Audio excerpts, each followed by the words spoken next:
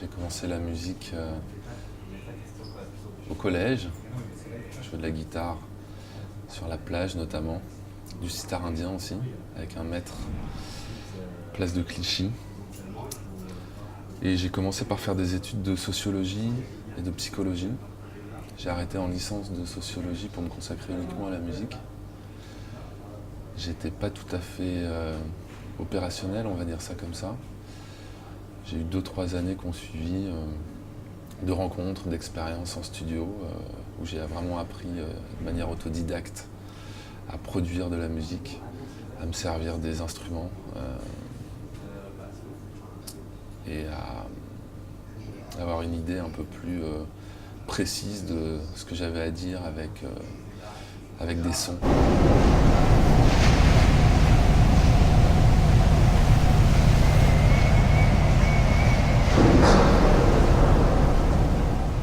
Mon disque de chevet c'est Pink Floyd, Medal de Pink Floyd, mais après je suis un peu de la génération grunge, Nirvana, et puis tout le courant trip-hop des années 90, Massive Attack, Tricky, Kid Loco, et claque avec le premier album de Daft Punk, Homework. J'étais à l'Élysée-Montmartre en 97 et voilà, faire de la musique avec des machines, vivre sa vie à travers la musique, ça a été évident pour moi à un moment. Donc premier album en 2006, avec un peu toutes ces influences. On va dire que c'est un album de rencontres, où j'apprenais encore à produire et à créer de la musique. J'ai enchaîné assez rapidement avec plusieurs albums, un peu tous les ans. Et au bout du 4e album, sorti en 2011, qui s'appelait Climax, toujours avec des intervenants, je pense à Martina Topley-Bird, qui était pour moi une chanteuse avec qui je rêvais de collaborer. Et une fois que ça a été fait, j'avais un peu envie de passer à autre chose, de ne pas tourner en rond. Et puis je me suis dit qu'il était temps de réaliser ce vieux rêve que j'ai eu presque dès le début. Je me suis dit un jour je partirai en pleine mer avec mes instruments, voir un peu ce qu'il y a derrière l'horizon que je scrutais inlassablement sur les côtes bretonnes, lors des vacances notamment, et me dire mais qu'est-ce que ça fait d'être en pleine mer avec l'horizon à 360 degrés, aussi l'envie de vivre la tempête, peut-être pour remuer des choses que j'avais à l'intérieur, me réinitialiser. Donc là concrètement j'ai créé mon label à ce moment-là, en 2012, label qui s'appelle Millefeuille, qui était avant tout pour pouvoir avoir des bases solides pour mettre en place ce projet. Puis après j'ai essayé de convaincre des partenaires. Le partenaire le plus important sur un projet comme ça, c'est de trouver le bateau et d'avoir l'autorisation d'embarquer. J'ai fait une sorte de casting de bateau. J'avais 2 contraintes. La première, c'était un bateau, partir sur un bateau qui largue les amarres pendant plus d'1 mois pour avoir le temps de créer entièrement un album.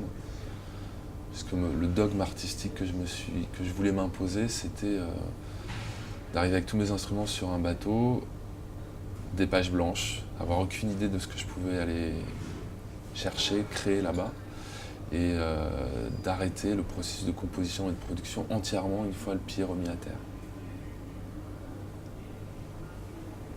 Donc la première contrainte, c'était le temps, un bateau qui parte longtemps en pleine mer.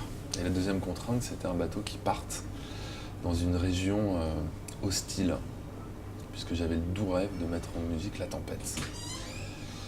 Mes origines bretonnes m'ont amené assez rapidement vers la compagnie des pêches de Saint-Malo, qui a 2 navires.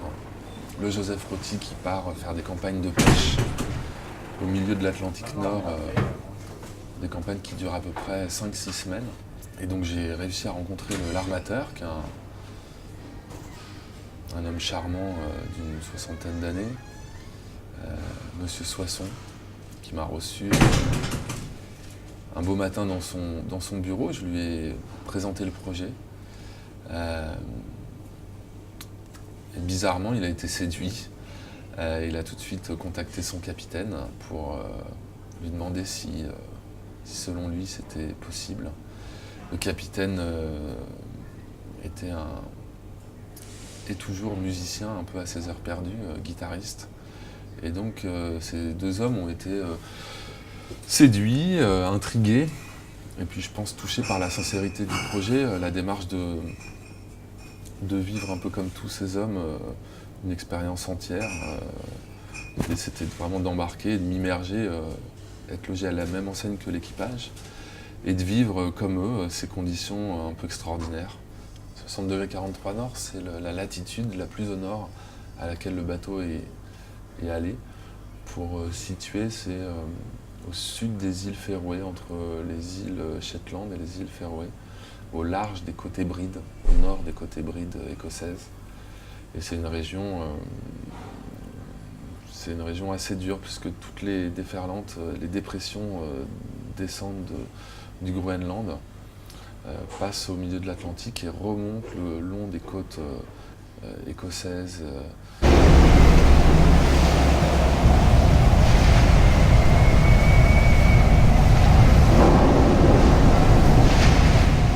Cet album, on ne l'entend pas, mais dans la jeunesse, dans les conseils, dans l'accueil et les coups de pouce qu'ils m'ont donné, je dirais que c'est un album collectif. C'est vrai que sur scène, c'est un sentiment complètement différent, parce que cette solitude, on ne l'a pas. Être sur scène, c'est avant tout communier avec le public. En musique électronique, plus il y a un travail en amont, plus on a de liberté sur scène. Là, j'ai fait un gros travail avec mes machines, où j'ai une partie des instruments que j'avais embarqués sur le Joseph Roty avec moi. Et voilà, il y a une base qui est liée à l'album, et il y a une grosse part d'improvisation aussi. Et tout ça, ça se fait vraiment en fonction du public, en fonction des vibrations qu'il peut y avoir, du lieu. Donc être sur scène, c'est surtout ne pas rester dans sa bulle et s'enfermer comme je pouvais l'être parfois sur ce bateau. Au contraire, c'est ouvrir les écoutilles au maximum et prendre ce que le public donne, et en échange leur donner, être généreux. Donc c'est un très bon équilibre, ces phases de composition un peu solitaires, très cérébrales, et des moments plus collectifs, même physiques, je dirais. La scène, il y a un aspect physique aussi. C'est vrai que ce dogme un peu que je me suis imposé sur cet album, c'est quelque chose que je veux vraiment continuer, c'est-à-dire de composer entièrement in situ une musique avec tous les défauts que ça peut comporter, le côté brut aussi que ça a. Mais pour moi, c'est important, parce que on est aussi à une époque où avec les outils numériques, on peut retoucher sans fin, faire des allées et venues, des allers-retours. Et j'aime bien le côté photocopie d'un instantané. Voilà, je suis parti ici, j'ai fait ça, et c'est comme ça, avec les défauts et les qualités. Mais ce postulat artistique, il est important pour moi.